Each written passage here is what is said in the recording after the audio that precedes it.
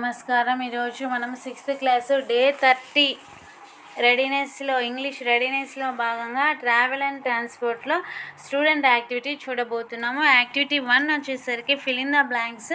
ఇక్కడ బ్లాంక్స్ ఇచ్చారు చూడండి. Bus, this is a bus, it has 4 wheels. Next auto, this is an auto rickshaw, it has 3 wheels. దీనికి 3 చక్రాలు ఉన్నాయి. అదేవిధంగా this is a motor cycle, it has 3 wheels. ఈ విధంగా ఫిల్ ఇన్ ద బ్లాంక్స్ రాయవలసి ఉంటుంది.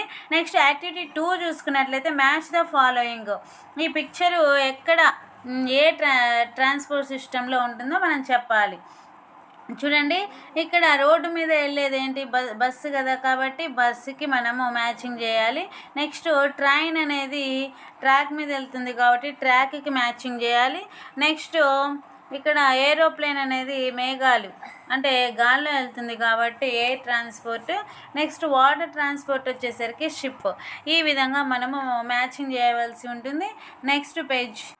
ఇక్కడ యాక్టివిటీ 3 చూసుకున్నట్లయితే teacher writes the following instructions and slip and ask the children to pick 1 slip, let them read and do the action. Teacher ఒక స్లిప్ల మీద ఈ instructions అన్ని రాయవలసి ఉంటుంది. రాసిన తర్వాత ఒక్కొక్క పిల్లాన్ని పిలిచి అందులో ఒక స్లిప్ తీసుకోమనాలి.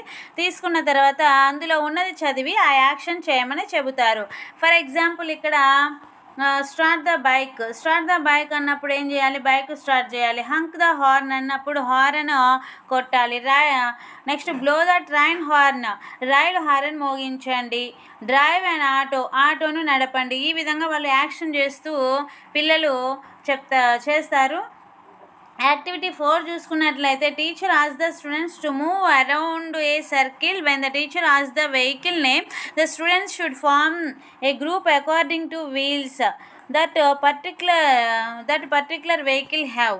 ఇక్కడ మనం చూసుకున్నట్లయితే ఉపాధ్యాయులు విద్యార్థులను సర్కిల్లో తిరగమని చెబుతుంటారు.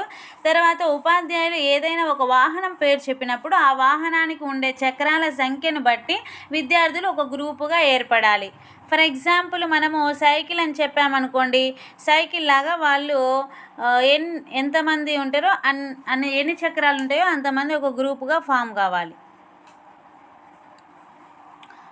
ఫర్ ఎగ్జాంపుల్ చూడండి, ఇక్కడ when the teacher says bicycle అని చెప్పారనుకోండి, క్లాస్ మొత్తము తమ స్నేహితులతో కలిసి ఇద్దరిద్దరుగా ఏర్పడాలి. ఫర్ ఎగ్జాంపుల్ 10 members ఉంటే ఇద్దరిద్దరుగా పెయిర్గా ఏర్పడతారు. అప్పుడు ఎవరు మిగలరు.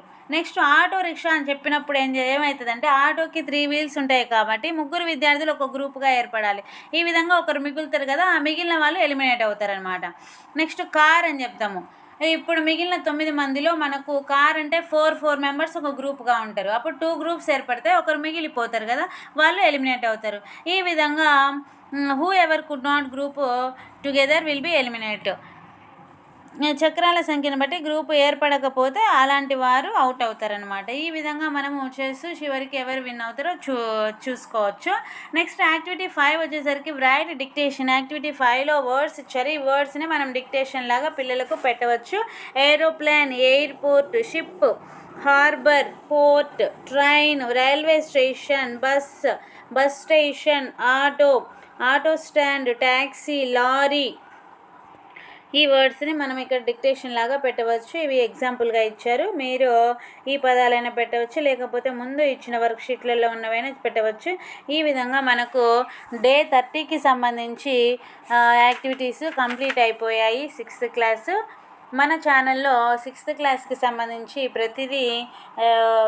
ప్రతి డేకి సంబంధించి యాక్టివిటీస్ ఉన్నాయి. ప్లేలిస్ట్ అనే కాలంలో చూడండి. మన ఛానల్లో ఈ విధంగా DVR స్టడీస్ అనే ఛానల్ ఓపెన్ చేసి ఇందులో ప్లేలిస్ట్ అనే కాలం ఉంటుంది. ఈ కాలం లోపలికి వెళ్తే మనకు ఇక్కడ 5th క్లాస్కి సంబంధించి 4th క్లాసుకు, అదేవిధంగా 2nd క్లాసు, 6th, 7th, 8thకి సంబంధించి రెడీనెస్ ప్రోగ్రామ్స్ అన్నీ ఉన్నాయి. ఫర్ ఎగ్జాంపుల్ 6thని టచ్ చేసినట్లయితే ఆ 6th class English readiness day 1, day 2, day 3, day 4 ఇవి వరుసగా ఉన్నవి.